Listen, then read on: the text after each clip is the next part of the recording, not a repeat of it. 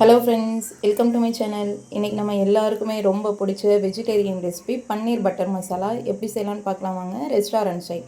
இந்த வீடியோவுக்கு லைக் மட்டும் போட்டு பாருங்கள். ஒரு கடாய் எடுத்துக்கலாம். அதில் நான் பட்டர் சேர்த்துருக்கேன். இந்த மாதிரி பன்னீரை க்யூபாக கட் பண்ணி வச்சுருக்கேன். அது ஃபஸ்ட்டு நம்ம ஒரு ரோஸ்ட் பண்ணிக்கலாம். இப்படி நம்ம பண்ணிவிட்டு லாஸ்ட்டாக நம்ம பன்னீர் சேர்க்கும்போது நமக்கு க்ரன்ச்சியாக கிடைக்கும். அதனால தான் இந்த மாதிரி பட்டரில் கொஞ்சம் ஒரு 2 மினிட்ஸ் நல்லா கோல்டன் ப்ரௌன் வர வரையும் நம்ம ரோஸ்ட் பண்ணோன்னா நமக்கு நல்லாயிருக்கும். இப்போ பாருங்கள், இந்த அளவு ஆயிடுச்சு. இதை நம்ம எடுத்து அப்படியே பிளேட்டில் வச்சிடலாம். இப்போ அதே பேனில் பட்டர் சேர்த்துக்கோங்க. பட்டர் உருகினதுக்கு அப்புறமா நான் வெங்காயம், தக்காளி, இஞ்சி, பூண்டு, முந்திரி எடுத்துருக்கேன். இதுக்கு 2 வெங்காயம் எடுத்துக்கோங்க, 3 தக்காளி எடுத்துக்கோங்க, ஒரு 4-5 பல் இஞ்சி, 5 பல் பூண்டு, முந்திரி இதெல்லாம் சேர்த்துட்டு உப்பு சேர்த்துக்கோங்க.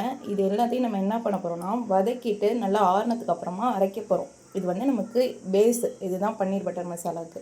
இப்போ அது நல்லா வதக்கிக்கோங்க. காரத்துக்கு உங்களுக்கு தகுந்தாப்பில் மிளகா ஆட் பண்ணிக்கோங்க. நான் 6 காஷ்மீரி மிளகா எடுத்திருக்கேன். உங்களுக்கு எந்த மிளகா வேணுமோ நீங்கள் ஆட் பண்ணிக்கலாம். லாஸ்ட்டாக நம்ம மிளகாத்தூளும் போடுவோம். இப்போதைக்கு நம்ம இந்த மிளகா ஆட் பண்ணோன்னா அது டேஸ்ட் நல்லாயிருக்கும். அதுக்காக நான் காஷ்மீரி சில்லி சேர்க்குறேன். அதை ஃபுல்லாக ஆறுனதுக்கு அப்புறமா அரைச்சி எடுத்துகிட்டு வந்துடலாம். இப்போ அதே பேனில் பட்டர் சேர்த்துக்கணும். பன்னீர் பட்டர் மசாலானாலே பட்டர் தான் நிறைய சேர்க்கணும். பட்டரோட கொஞ்சமாக எண்ணெய் சேர்த்துக்கோங்க. எண்ணெய் சேர்த்துட்டு பட்டரும் எண்ணெயும் நல்லா உருகினதுக்கு அப்புறமா இதில் நான் ஒரு பிரியாணி இலை சேர்க்குறேன். பட்டை வேணும்னாலும் நீங்கள் சேர்த்துக்கோங்க. நான் பிரியாணி இலை மட்டும்தான் சேர்க்குறேன். ஏன்னா நம்ம கரம் மசாலா ஆட் பண்ணுவதுனால நான் இந்த பிரியாணி இலை மட்டும்தான் சேர்க்குறேன். இப்போ நம்ம அரைச்சி எடுத்துகிட்டு வந்ததுனால அந்த வெங்காயம், தக்காளி, மிளகா, இஞ்சி, பூண்டு, முந்திரி இது எல்லாத்தையும் இது கூட சேர்த்துட்டு நல்லா நம்ம அப்படியே கலந்து விடணும்.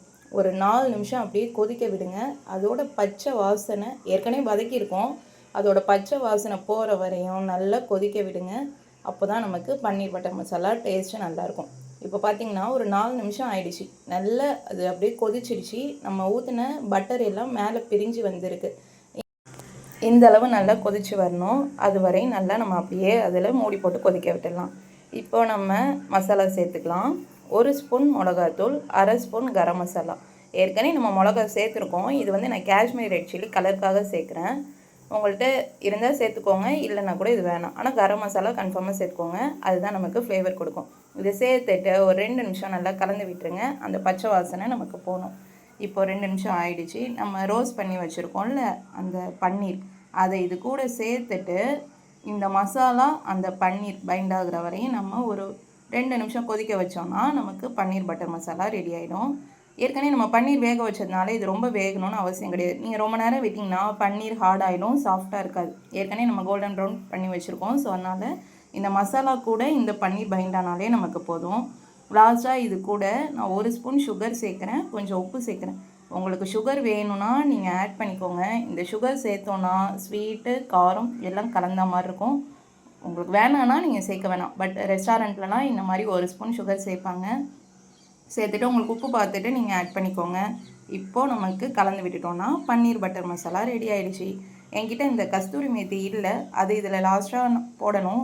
உங்கள்கிட்ட இருந்துச்சுன்னா போட்டுக்கோங்க, இல்லைன்னா நம்ம இப்படியே சர்வ் பண்ணிக்கலாம். லாஸ்ட்டாக ஒரு பீஸ் பட்டர் போட்டு சர்வ் பண்ணோன்னா நமக்கு பன்னீர் பட்டர் மசாலா ரெடி ஆகிடுச்சு.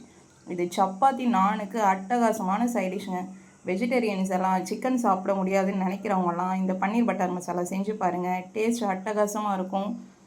இது கொஞ்சம் ப்ராசஸ் கொஞ்சம் கஷ்டம்தான், ஆனால் செஞ்சு பார்த்திங்கன்னா ஈஸியாக இருக்கும். தேங்க்யூ.